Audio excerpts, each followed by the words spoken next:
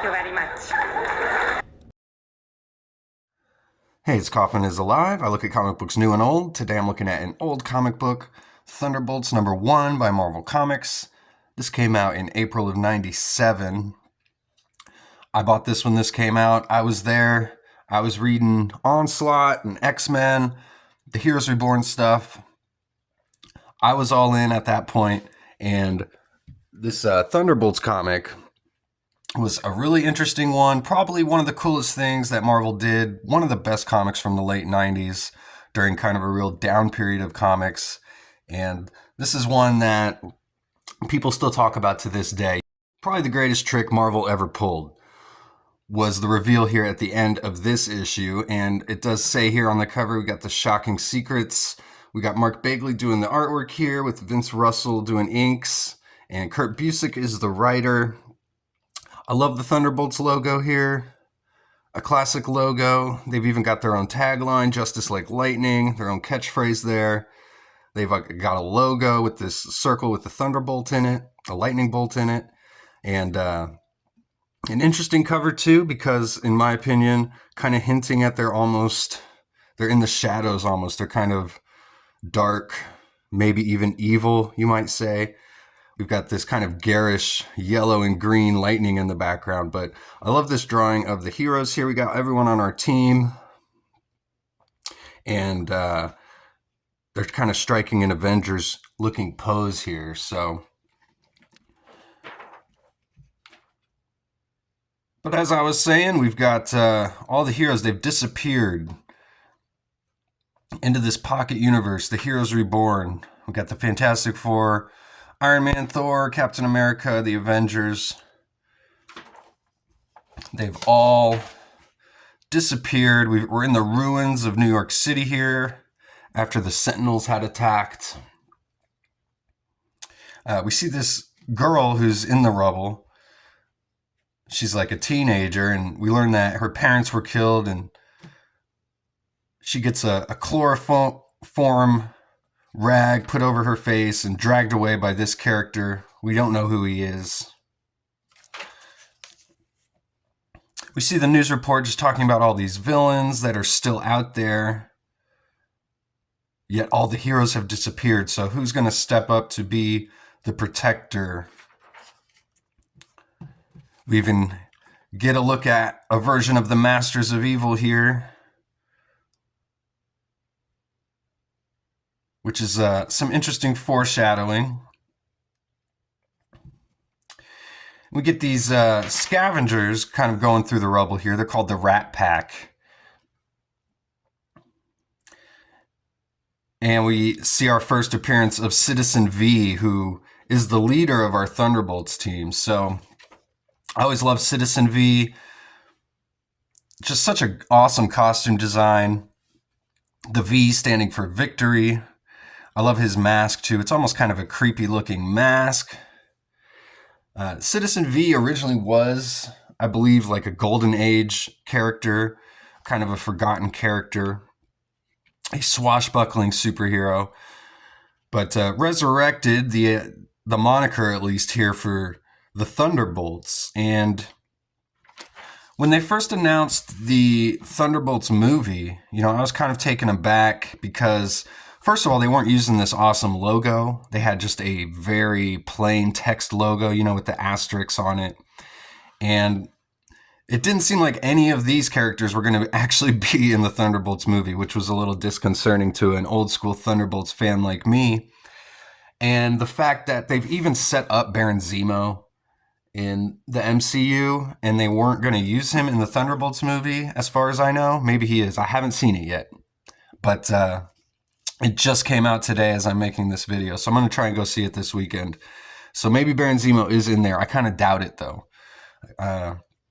But the fact they never did this Citizen V, Baron Zemo, trickery in the MCU is kind of disappointing to me. I mean, I guess they obviously they still could do whatever they want, but so we get our first shot of the team here. They're confronting these scavengers, the Rat Pack, and so we got our team here. We got Atlas. He's like the big strong guy of the team. He can grow to any size. And we've got Techno, who is like the mechanic of the team. He can invent anything. We've got Meteorite here, Mach 1, and Songbird, and of course Citizen V. So a really cool team. I love all the costume designs. All these costume designs are just excellent. They all look very distinct, bright and colorful. They all have their own look, their own power set. We got a couple characters who can fly. We've got characters who use guns. We've got a big strong guy. We've got our leader who uses a sword. So a very diverse team. And they battle the Rat Pack here. So we get to see everyone using their powers. But unfortunately, the Rat Pack is escaping through a tunnel. And they're able to escape from the Thunderbolts. Now, this is a double-sized issue, and it's all drawn by Mark Bagley, and he just does an absolutely fantastic job in this book. Bagley, not my favorite artist, but he is one of the best from the 90s, I feel like. He took over Spider-Man after Todd McFarlane and Eric Larson, so that's a tough couple guys to come after, but I always liked his stuff. It's a very cartoonish style. Todd Knock, who's a current artist, kind of reminds me of Mark Bagley's style, but I love it. It's great to see it here in the Thunderbolts as well. I really like some of these panels up here on this page. Another really cool thing about the Thunderbolts is they've got a base, and they've got their own form of transportation, their own jet. It's just like some classic superhero stuff. This is their first base, and a lot of the plots in Thunderbolt comics kind of revolve around them trying to find a base.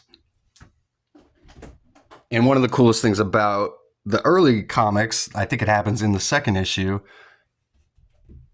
is the Thunderbolts take over the Baxter building since the Fantastic Four aren't there anymore. And eventually they get their own Thunderbolt Mountain.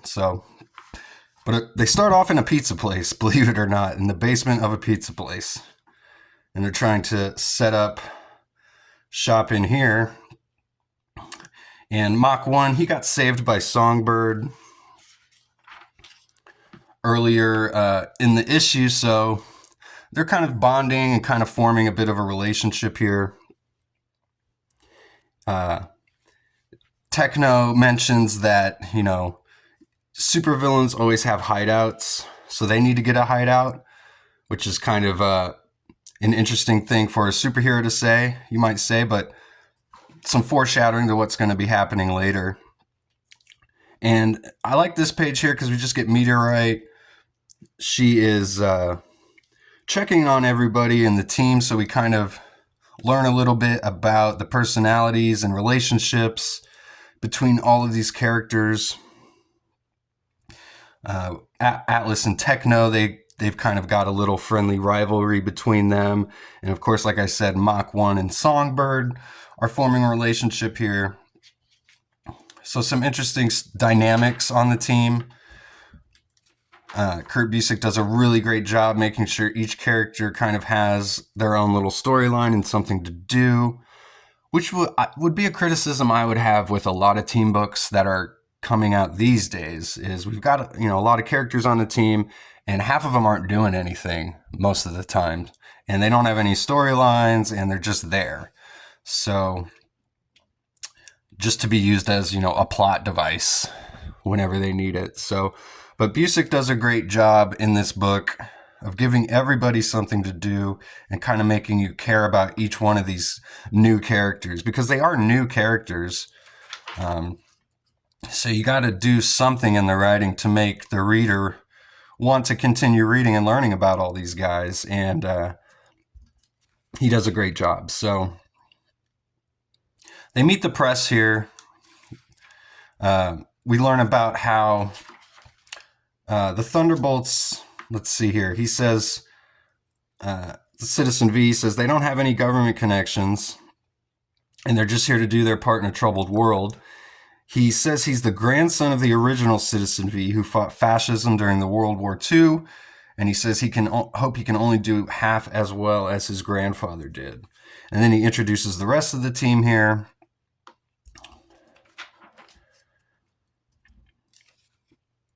They ask Atlas, and I love Atlas's design too. Such a cool character design. They ask him if he's connected to Dr. Henry Pym, because he's got some pretty obvious powers like them. And he's like, well, sorta. But he says he's got to keep we have to keep our identities a secret to give us more an edge on the bad guys. You know how it is. And we've got, this is an interesting part here. Citizen V explaining how they got their name Thunderbolts. Now, there's kind of a misconception, I feel like, that the Thunderbolts got their name from Thunderbolt Ross in the Hulk comics. Even though the Thunderbolts did first debut in a Hulk comic, this is not their first appearance. This is their second appearance. But Citizen V actually explains they get their name from the poet Thomas Randolph, who wrote, "Justice like lightning ever should appear, to few men ruin, but to all men fear." So they actually are taking their name, the Thunderbolts, from this poet. And Citizen V goes on to explain just that they're here now to fill the void that all the heroes that left have, the void that they've left from the heroes. So then one of the news reporters tells them that the Rat Pack have showed up again, and Citizen V springs into action. Duty calls Thunderbolts to the V-Wing, he says. So then we see the V-Wing for the first time, which is kind of this giant glider, like something from Oscorp or something, right? But it's cool. The Thunderbolts, they're a fully formed team here, which is so cool. They've got, a base. They've got a vehicle. I just love it. It's just got that classic feel to it. And they confront the Rat Pack here again, but they're actually just being led into a trap, and they get ambushed by the Wrecking Crew. And we have a battle around the Statue of Liberty, which is classic, a great setting for the first issue. I love that they're not just in a generic, spot in the city. They're actually fighting around the Statue of Liberty.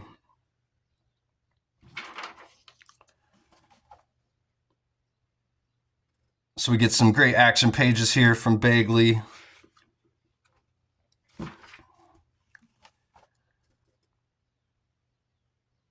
They actually destroy parts of the Statue of Liberty here.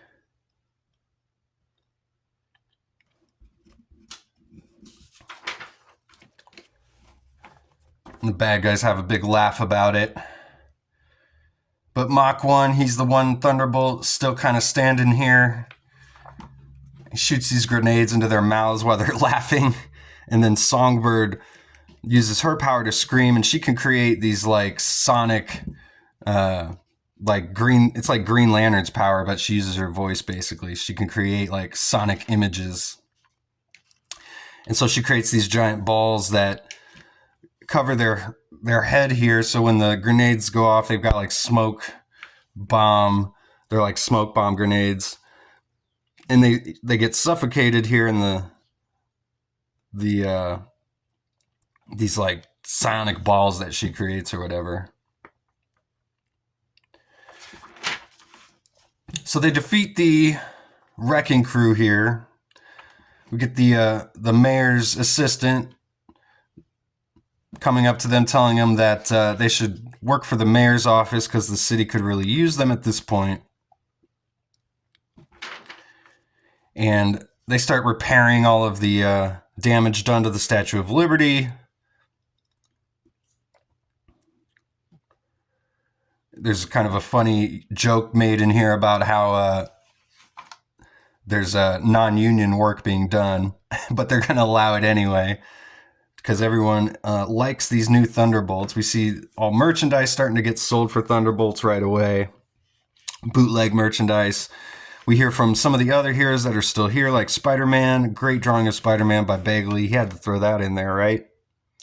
The New Warriors as well. I like Speedball here. He says, hey, how come we never get pressed this good?